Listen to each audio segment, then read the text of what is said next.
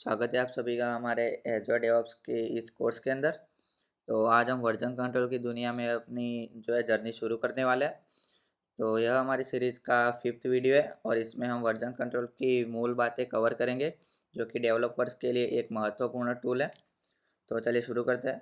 तो सबसे पहले देखते हैं कि व्हाट इज़ वर्जन कंट्रोल, यानी कि वर्जन कंट्रोल क्या है।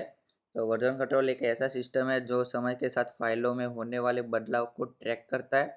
यह आपको बाद में किसी विशेष वर्जन को रिकॉल करने की अनुमति देता है, जैसे कि प्रोजेक्ट के लिए एक अंडू बटन। यह विशेष रूप से जटिल प्रोजेक्ट्स पर काम करते समय उपयोगी होता है, जहां आपको बदलाव बदलाव को ट्रैक करने और दूसरों के साथ सहयोग करने की आवश्यकता होती है। फिर हमारा आ जाता है why version control is important. तो वर्जन कंट्रोल इतना महत्वपूर्ण क्यों है?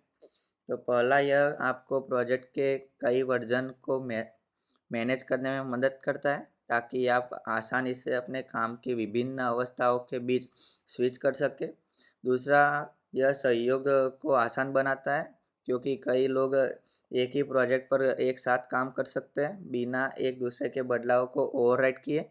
और अंत में, अगर कुछ गलत होता है तो वर्जन कंट्रोल आपको पिछले स्टेट में वापस जाने की अनुमति देता है, जिससे आपको संभावित समस्याओं से बचाया जा सकता है। तो उसके बाद आता है type of version control systems. तो वर्जन कंट्रोल सिस्टम के 3 मुख्य प्रकार हैं: लोकल, सेंट्रलाइज और डिस्ट्रीब्यूटेड। इनका विकास डेवलपमेंट प्रक्रियाओं की विभिन्न आवश्यकताओं को पूरा करने के लिए हुआ है। चलो प्रत्येक को विस्तार में समझते हैं। तो उसके अंदर हमारा सबसे पहले आ जाता है version control, local version control. तो जो वर्जन कंट्रोल का सबसे प्रारंभिक रूप है, इस सिस्टम में सभी वर्जन एक लोकल मशीन पर स्टोर्ड होते हैं। हालांकि एक अच्छा शुरुआती पॉइंट था, लेकिन इसमें कुछ सीमाएं होती है, खासकर जब कोलैबोरेशन और मल्टीपल डिवाइस पर चेंज को ट्रैक करने की बात आती है। तो उसके बाद हमारा आएगा सेंट्रलाइज वर्जन कंट्रोल। तो इस सिस्टम में एक सेंट्रल सर्वर होता है जो प्रोजेक्ट के सभी वर्जन्स को स्टोर करता है। इसका एक उदाहरण है एसवीएन या सब वर्जन कंट्रोल। यह कंट्रोल को सेंट्रलाइज करता है और वर्जन मैनेजमेंट के कुछ पहलुओं को सरल बनाता है, लेकिन इसमें एक सिंगल पॉइंट ऑफ फेल्योर हो सकता है। अगर सर्वर डाउन हो जाता है तो सभी की प्रोजेक्ट तक पहुंचना प्रभावित हो जाता है। तो उसके लिए हमारा तीसरा आ गया डिस्ट्रीब्यूटेड वर्जन कंट्रोल। तो जो आज का सबसे आधुनिक और व्यापक रूप से उपयोग किया जाने वाला सिस्टम है। इस सिस्टम में हर यूज़र के पास रिपोजिटरी की एक पूरी कॉपी होती है, जिसमें उसकी पूरी हिस्ट्री शामिल होती है। गिट उदाहरण के लिए एक डिस्ट्रीब्यूटेड सिस्टम है जो ब्रांचिंग और मर्जिंग में अधिक फ्लेक्सिबिलिटी प्रदान करता है। यह व्यक्तिगत और टीम दोनों प्रोजेक्ट्स के लिए आदर्श है। तो इस जो हमारे कोर्स के अंदर हम गिट के साथ जो है शुरू करने वाले हैं।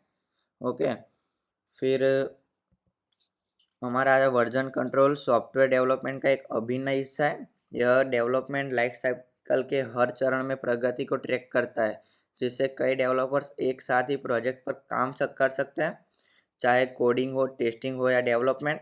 वर्जन कंट्रोल यह सुनिश्चित करता है कि हर बदलाव डॉक्यूमेंटेड, रिवर्सिबल और मैनेजेबल हो। तो चलो इस हमने जो देखा उसको हम एक बार रिकैप कर लेते हैं। तो वर्जन कंट्रोल फाइलों में होने वाले बदलाव को मैनेज करने के लिए ज़रूरी है, खासकर कोलैबोरेटिव एनवायरनमेंट्स। यह मल्टीपल वर्जन्स को सपोर्ट करता है, कोलैबोरेशन को इनेबल करता है और प्रीवियस स्टेट में आसानी से रिवर्ट करने का एक तरीका प्रदान करता है। चाहो आप अकेले काम कर रहे हो या टीम में, वर्जन कंट्रोल में महारत हासिल करना एफिशिएंट और एरर फ्री डेवलपमेंट के लिए बहुत महत्वपूर्ण है। सो वीडियो देखने के लिए धन्यवाद। तो बने रहिए हमारे इस कोर्स के अंदर। Thank you. If you have any question or any doubt, feel free to ask in the comment section below. I will answer you as soon as I can. Thank you for watching. Bye and have a nice day.